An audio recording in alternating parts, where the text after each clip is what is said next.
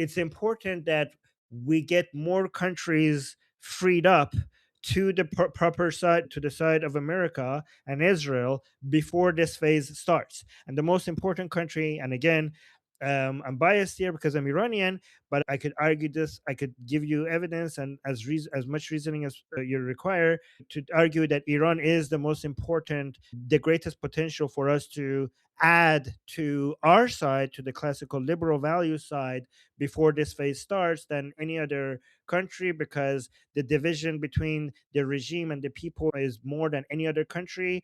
The regime is the biggest enemy of these values, and the people of Iran are the biggest supporters of these values. So freeing up Iran will basically get one country to be against us to extremely on our side.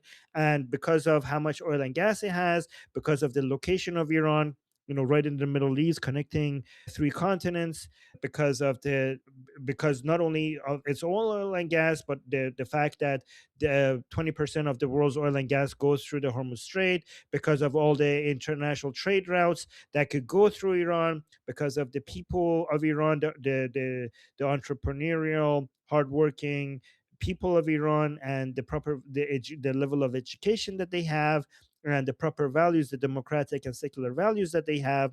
We have 90 million additional Iranians that will be freed up for our cause, for our side globally. So that's why I'm encouraging you guys, Todd, whenever we're talking about Iran, to look at it from an international perspective. This is not just about freeing the Iranian people from an oppressive regime. This is about a global battle for the classical liberal values that we believe in here, and basically being able to recruit 90 million more people to our side in this global fight, in this upcoming Cold War that we're going to be entering. So that's how I want you guys to basically be looking at all of this. This is a global battle, and we're going to be 90 million larger if we basically free up the Iranian people. So that was my TED talk. That was the end of my rant. Sorry that it took long. I just needed to get that off my chest. All right. So who's on the list? Danny? Onto the list. First, we have Blake. Although I think Jeffrey and Sammy want to respond to this. If it's really quick, you can do so. Okay, Jeffrey. Mine's going to be a little more than quick, so let the other ones go. I'll do it after. No, no, I do. I because this is. I'm gonna cut this part and make it into a segment. If you do it later, then it's not going to be back to back. So I do wanna, Sure, yeah, let you. Yeah. I can Okay. do it. So all valid observations. You're not wrong in the sense of the issues facing the utility of the United Nations. It was indeed created after the Second World War to try and address the horrors of the Second World War, as well as in response to the advent of atomic weapons. We hadn't gotten thermonuclear weapons yet. So they're trying to stabilize, give the world a platform where you could deliberate and not have interfactional security competition escalate into interfactional or interactor warfare. That said, um, so you still have the institutional kind of version of divergent, or international institutional version of divergent operational, environmental, political, and policy cycles. That means, like, you have these people who have ideas on how the world should work, and they very much view things in a traditional framework, yet technology and everything else kept evolving, and so the institution did not. Plus, warped institutional evolution defined as hostile and dishonest state actors co-opting and misusing the UN as a platform for political warfare and lawfare. See the acts of Putin's criminalized counterintelligence state, the Chinese Communist Party, Mullah regime that Armin indeed directly cited. So it's the utility of the United Nations as an international body to try and act as a moderating element is now, well, has increasingly been lowered. So is and why is that? So you kind of touched on this as well. You're not wrong. So using a consequentialist framework and whose indexes are, say, defined by Maslow's hierarchy of needs, so that way you can quantify, what is right or might. It's true that might doesn't make right, power doesn't de facto translate into legitimacy, and right, read legitimacy, doesn't translate into might. Meaning, like, just because you have a legitimate cause doesn't mean that you have power. Now, within traditional conventional strategic indexes, so combined natural indicator composite, relative comprehensive natural power, that's US and CHICOM respectively, perceptions of legitimacy could over time, via selecting for increasing resistance and or counterbalancing against an illegitimate power, undermine the base of an illegitimate power. Here's where the rub is. Tragically, the operational impact of revolutionary technologies, so artificial intelligence, directed energy, advanced biotechnology, robotics, automation, etc., and the almost insurmountable power achieving dominance in any of those fields, particularly in AI, presents to anybody who gets it. Traditional cycles of counterbalancing no longer apply. This is also why liberating Iran from the occupation of the Mullah regime, that is in part the main proxy of the autocratic bloc, is so crucial, right? You now have everybody knows what the MacGuffin is, everybody knows the race that has to be won. And it's not just enough to implement or to maximize the impetus of your side, the good guys. It also is, because of the diffusion of that technology, also very crucial to get rid of the bad guys. Yeah, that's why, like Mullah regime, when you think about nuclear weapons, ballistic missile technology, it doesn't matter what agreements those mullahs sign. Everybody knows they're full of shit. Everybody knows they're a dishonest and hostile state actor, right? They're just going to inevitably, whatever deal they sign is just to buy time for them to cross those kinds of asymmetric deterrence thresholds. I'm going to close with this one point, and it's not meant to disagree. It's true. So we're not in a coming Cold War. We're in the beginning stages of a high intensity world war, which the gray zone elements look a lot like the lesser kinetic aspects that defined security competition in a Cold War as it was traditionally defined via the Soviet era of the Cold War. Proxies, lawfare, all that. That is not where we're not moving to that, and it's going to stop. All the indicators show that there is a, what is it, an unsurmountable cascading trend towards high intensity world war, which again means it underwrites why the mullahs have to go. They have to get taken off the board. So when your brave fellow Persians chant, "This is the final battle," they're not wrong. In the context of the role that the Mullah regime plays in the broader threat to global stability and security, they're very much right about that. All right, Danny. And I think Sammy also wanted to quickly add something about this. Am I correct? Just based All on right. where you raised your hand. Aman, hi. I just Is it about is it about this topic, or do you want to add? it's about this topic. Okay, It's okay. it. I don't want to add any. I don't want to ask any questions. I just want to add some points on what you said. And the thing about Iranian people, like I come from a nation called India, and to be precise, my country's development wouldn't have been possible without the so-called Irani refugees. The Tatars, the merchants, and the Mistris. And the Tatars were so great. I mean, if anybody could do the effort to go on the Google and search Ratan Tata, he was an Iranian man. He was a national hero in my nation, right? His whole family, his whole lineage was a national hero to my people. And they have done a lot of charity, and they have done a lot of good. They have added a lot to the labor laws in my nation. So I believe there's no doubt that the morals and the moral compass of the Iranian people is in the right place. Everybody knows that, whether it's in Britain or it's in India or it's in the major economies of the world. And then the other point that I want to add is that everybody knows that UN is a sham of an organization, right? like like they just want to maintain the most basic amount of diplomacy, and they will put anything on the line for maintaining that basic amount of diplomacy, right? They would put human rights on the line. They would put a lot of things on the line, and and I believe the major portion of the world, and I believe all of the big economies, whether it's US, whether it's Russia, whether it's the European Union, not the European Union, I'm sorry to say European Union, whether it's India, whether it's China, we don't value the worth of UN a lot, right? And we also know that UN is a sham, because what we saw in COVID, China controlling the WHO, like its pet dog, and it was hurtful, but it was awakening and enlightening in the same sense. But yeah, Amin, like there's nothing I can disagree, or there's no room for questions left upon what you said. All right, Blake, go ahead. Is this on this topic or a new topic? I mean, Topic. can I just object one thing? Sammy, like we're so behind, but Yeah, like, I and you, know we are so behind. Just can you go after this discussion and look up for Ratan Tata and the Tata family? Okay, so this is actually a pretty quick question, I think.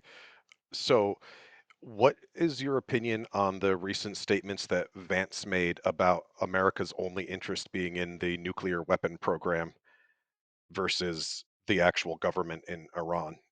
Do you think this changes anything or okay, so Trump mentioned that they also care about the.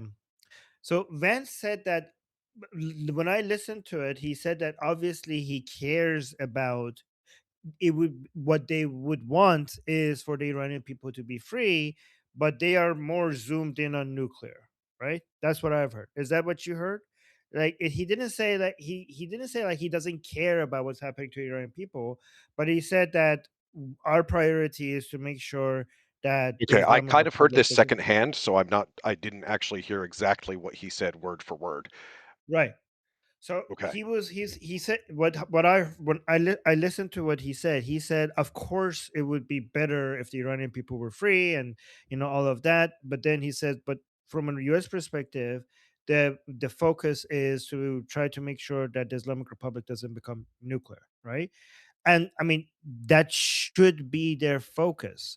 I mean everybody there like so we have the Israeli priority, the Iranian priority, and the American priority. Okay, everybody has their priorities, but if you look at the Venn diagram of the Israelis, the Iranians, and the Americans, there's a lot of overlap, but obviously it's not a complete overlap, right? Like because we're different countries and we have different national interests. The fact that we even have overlaps makes us strategic allies. But it would be me as an Iranian, it would be ridiculous of me to expect for America to make my national interest as an Iranian their top priority. I should be grateful that the fact that there's any overlap at all, right? Asking Americans to come and just prioritize what Iranian citizens want doesn't make any sense. The whole point of having a state is to serve the national interests of their nation, their citizens, right? So, as an Iranian or as an Israeli, when you're talking to the Americans, like you shouldn't go and tell them like, "Hey, do this for us." Your job is to try to convince Americans or Israelis or any two other countries that are talking with each other or trying to collaborate with each other, work with each other, is to highlight the alignments that we have, right? So the alignment that we have with the United States when it comes to our goals is that we hate the Islamic Republic and they hate the Islamic Republic, right? So if they're that's a good element to have, even if it's not a 100% overlap. So as an American citizen, you you might care about what's happening to the Iranian people, but obviously just like every family cares about their, like as a father you would care about your daughter more like than someone else's daughter. That doesn't mean you don't care about them, just means you prioritize your daughter, right? So Americans have to be told why should we care beyond the fact that this is a tragedy for the Iranian people. Like what is it, what do we get out of this, right? Because remember, your state is not a charity, right? If you care about other people, you could, like, you have charities for that, right? So we like Americans, if they want to get their military involved, I mean, they're paying for it. We Iranians, for example, in America, we have to like show how getting rid of the Islamic Republic is beneficial to United States, and the benefit outweighs the cost. This is what you need to do. And again, when I say educated, I'm not suggesting that like obviously as from an Iranian position, an Iranian or an Israeli would know more about the Middle East than an American, because this is our neighborhood, like just in the same way that an American would know more about their neighborhood than we would know, right, or about American politics, right? So our job is to show them that we are there fighting the Islamic Republic, and if they assist us, we will we Iranian people ourselves would do so much to take out America's number one enemy. This is the relationship United States and Israel have with each other. Israel is so beneficial for United States because with just a little bit of support from United States, Israel is doing so much more that benefits United States than United States would have gotten if they had to go into the Middle East and kill their enemies themselves. It would have been more costly. This is why some people who think that supporting Israel is not America first don't understand. Supporting Israel is America first, because it would have been so much more expensive and so much more costly to the Americans to try to go into the Middle East and get American soldiers to kill their enemies there. Israel is doing a beautiful job doing this, taking out their own enemies is at the same time taking America's enemies with a fraction of the cost if the Americans had to do that, right? So if United States priority is that we can't accept any nuclear weapons for the Islamic Republic, then that's fine. That could be their priority. We have to show, we and many other Americans, like Lindsey Graham or Ted Cruz or Marco Rubio, need to explain to Americans that there is no way for the Islamic Republic to avoid the Islamic Republic going nuclear other than regime change. Like there is no way. Like there is no military intervention, no negotiation, no progress, no reform. There's nothing, absolutely nothing that will stop the Islamic Republic from going nuclear. One way or another, these people are going to go nuclear. So even if America wants to focus only on nuclear, I mean, they're not focusing on nuclear only. They're prioritizing nuclear. So that's what I think JD Vance wanted to say. JD Vance is not saying we don't care about the Iranian people. He's not saying we don't care about the ballistic missiles. He's not saying we don't care about the proxy groups. Obviously, they care about all of that, but they care about nuclear more than everything else. That's the main focus. But even in a hypothetical situation where they cared about nothing else, they didn't care about the Iranian people one bit. They didn't care about the ballistic missiles one bit. They didn't care about the proxy terrorist groups that the Islamic Republic supports one bit. And the only thing they wanted was to make sure that they don't go nuclear. That even by just focusing on that, they would be aligned with the Iranian people, because the Iranian people want regime change, and the Americans should also want regime change if they want the Islamic Republic not to go nuclear. Does that make sense, Blake? Yeah, thank you. Yeah, and I totally agree. Next, I have Eric Sharifi. Hey guys, I've been dropping in and out. I had a bit of trouble with the connection, but I'm not sure if this has been taken up. But the Crown Prince had a meeting today with President Zelensky Yes. in Ukraine, and I think this is a major milestone for the European involvement, because Zelensky has stated that the Islamic Republic is a threat to the national security of Ukraine, since they provide the Shahed drones to Russia. And now this opens the door for Europe in the context of saying that pressuring and maybe even supporting Pahlavi officially is helping the security of Europe. So I think this is a huge, huge milestone that's been today. Right. Yeah. So that's actually a very good point. Let me actually share the meeting and maybe also read President Zelensky's statement. Actually, let's play the video first. Okay. Let's just do the video here. What we have heard is approximately 40 hours.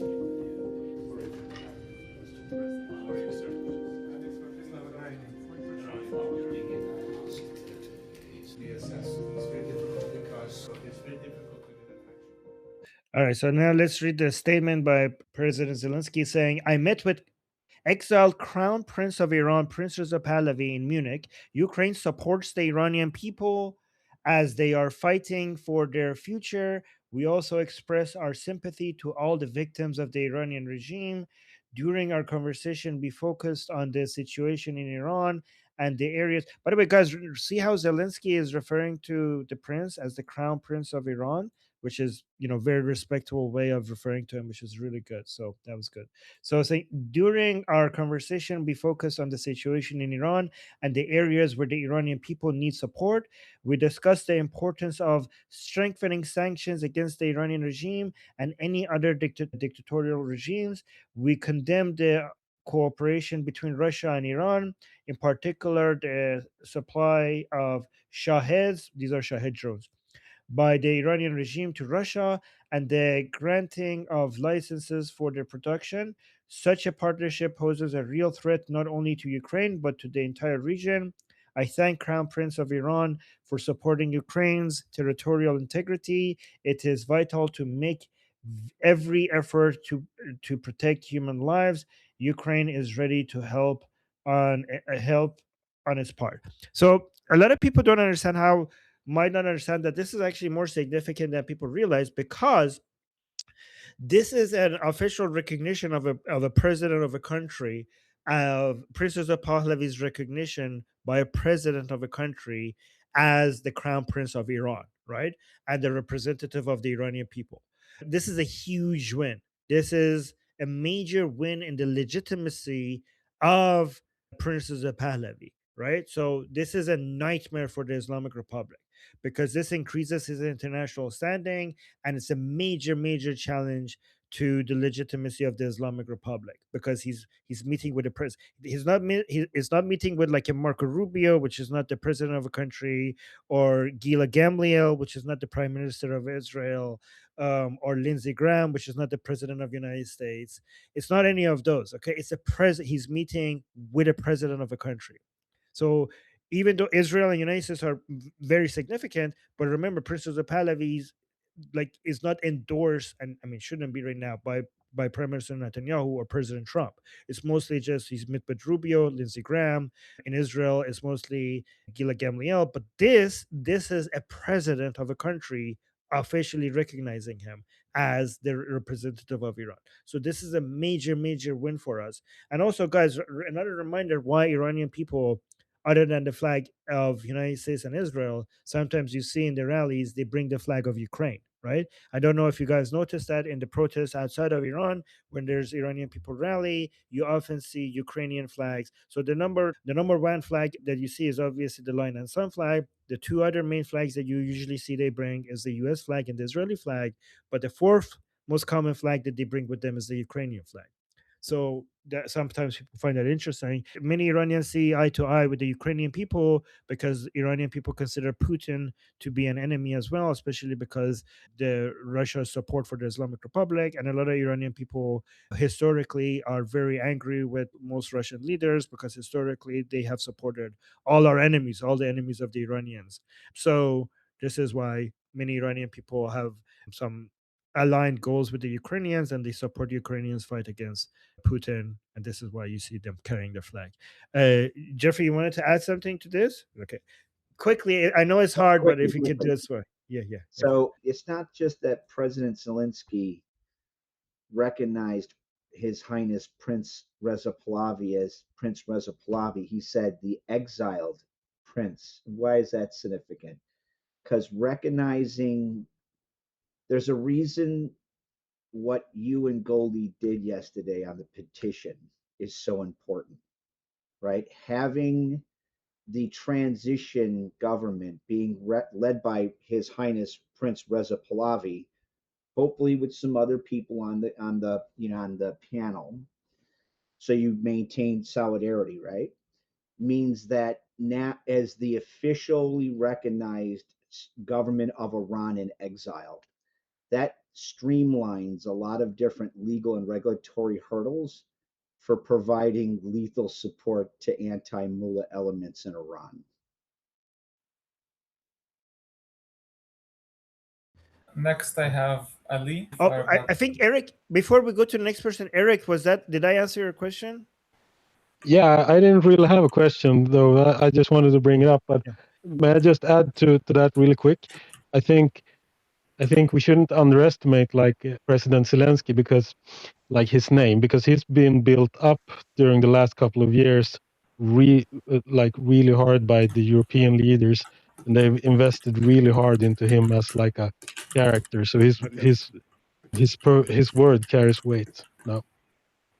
All right, sounds good. I'm hearing a keyboard sound in the background, but okay. But that's a good point. Thank you, Eric. All right, Danny, I think it's your mic that is open. We're hearing a lot of Oh, keyboard sorry. noise. Yes. That's okay. Okay, so who's next? Did you say? Ali. Yes, thank you, Armin. I just have a quick question. Mine actually has to do with more of what Prince Pahlavi said at the conference in Munich. He was asked a question that came from someone in the crowd, and I apologize if I don't know her name, but it was more in regards to establishing institutions regarding like how people are going to rage after the government has fallen, and how they're still going to be upset and they want their justice, so to speak. And Prince Pahlavi mentioned, and I thought it was, in my opinion, one of the best MVP answers, even though the whole interview was amazing, to be honest, on how he responded. I kind of liked how he said that we're going to look at other models, such as South Africa, such as when the Soviet Union fell and what Russia did afterwards. Can you give me your analysis? Do you think even in a model that wasn't proven, is it important to look at those models still? Because some things can be taken away that can help Iran's new government, obviously, establish its institutions to be on a better foundation than what those models portray. Yeah, I mean, okay. So first, the person who asked the question, her name is Nazanin Bunyadi. She's an actress, and she's been active in the opposition. She seems to have been friendly in the conference towards him, so that was good to see. But I need to talk to my Persian audience on the Persian side to see what we think about her. But regarding your question, yeah. So for example, yeah, I mean, this is one thing really good with regards to Princess Pahlavi's team, is that the level of sophistication and the level of expertise and that they have in their team, and the open-mindedness, and the level of research that they're doing, like, you would be so impressed. Like, I mean, I'm sure you have, but everybody here would be very impressed if they go and study the Iran Prosperity Project. Regards, like, it's not just uh, it's on a different level. Like, when it comes to anything that I've seen, when it comes to people, not just within the revolution in Iran and all the other attempts to create a team of experts to come up with a plan to what to do for the revolution, for the transition, and for after the transition. It's not just the best we have ever had in our history of our fight against Islamic Republic. I'm gonna make this claim, and it sounds like it might sound exaggerated, but I could challenge you to challenge me on this, right? But you could push back if you want. I'll tell you why I think that, but I honestly think that this is the most organized, well planned, sophisticated, academic, researched, organized revolution plan in the history of revolutions in general, right? If you actually study it, right? The way, if you go and see what these people are doing, and they're very, very, you know non-ideological, empirical, like, they're looking at data and analyzing things so objectively, like, it's so impressive. The Princess of Pahlavi's team, the Nufti team, the people who wrote the emergency booklet plan for the first 100 days after the Islamic Republic falls, it's just so impressive. So, and yes, like Ali is mentioning, they're looking at every other country, not just for the post transition phase, but for the transition phase and for the revolution phase as well. They're looking at historically all other countries, everything that has happened everywhere in the world, the good, and as Ali pointed out, and also the bad, right? And yeah, you can learn a lot from the bad. For example, from the Soviet Union perspective, one thing we want to do, for example, in Iran, once the Islamic Republic falls, is privatization, right? Because right now the IRGC controls most of the industries in Iran. Any industry that grows, at some point IRGC is going to come and take over, and most of our business is controlled by the government, and the private sector is extremely weak and is not able to compete with the IRGC. It's basically, it's not just a monopoly, it's like monopoly over most industries the IRGC that has. And you can I mean, I hope most people here recognize that a strong economy requires a very strong private sector, right? So we need to go through privatizations of our industries. However, we also have to pay attention to, for example, the Soviet Union.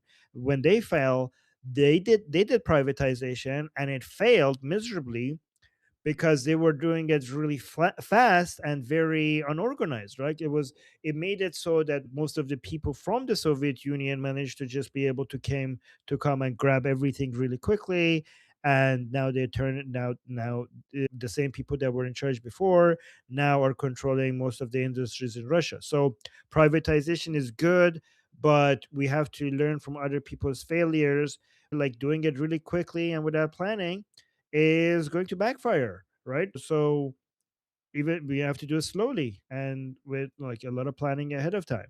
So that's something that you could learn from the Soviet Union. Yeah, so you shouldn't just be looking at the countries that have the correct model and have done things properly. You should also learn from countries that failed and learn from their failure and figure out why they failed.